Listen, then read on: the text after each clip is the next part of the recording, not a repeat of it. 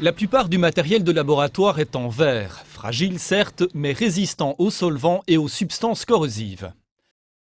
Le bécher ou le vase de Berlin, communément appelé Berlin, est un récipient destiné à contenir des liquides. Sa capacité varie de quelques millilitres à plusieurs litres. La graduation mentionnée est peu précise.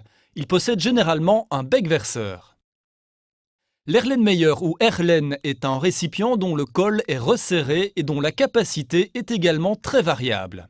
Sa graduation est peu précise, il ne possède pas de bec verseur, il peut être recouvert d'un verre de montre de taille adéquate pour éviter une évaporation excessive. Le cylindre gradué, appelé parfois éprouvette graduée, possède une graduation précise. Il est doté d'un bec verseur et sa contenance peut également être variable.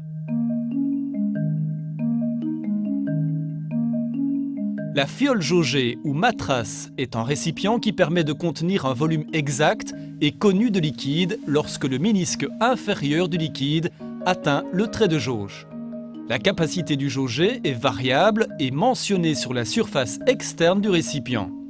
La mise à niveau est effectuée au goutte à goutte à l'aide d'une pipette Pasteur munie d'une poire.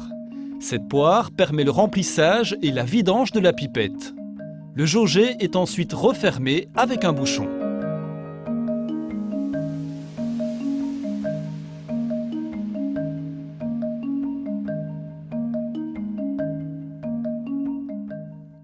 L'entonnoir est destiné à transférer un liquide dans un récipient dont l'ouverture est relativement étroite, tel qu'un jaugé, un ballon, un Erlenmeyer ou un cylindre gradué.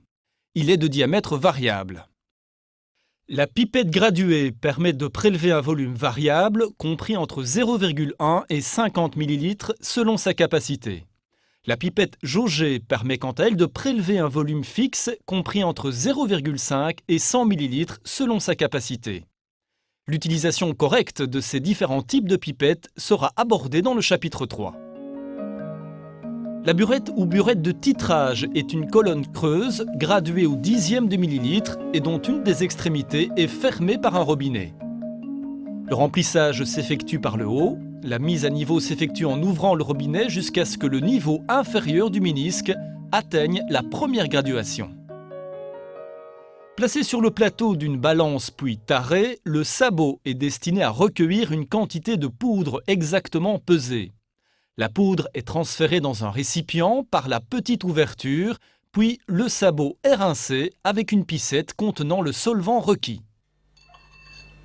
La baguette de verre est destinée à une agitation manuelle d'une solution ou d'une suspension. Le barreau magnétique ou aimanté est de taille variable et enrobé de téflon. Introduit dans un récipient, il permet grâce à un agitateur magnétique d'agiter et d'homogénéiser une solution ou un milieu réactionnel. Dans un flacon jaugé, il doit être enlevé et rincé avant la mise au trait de jauge.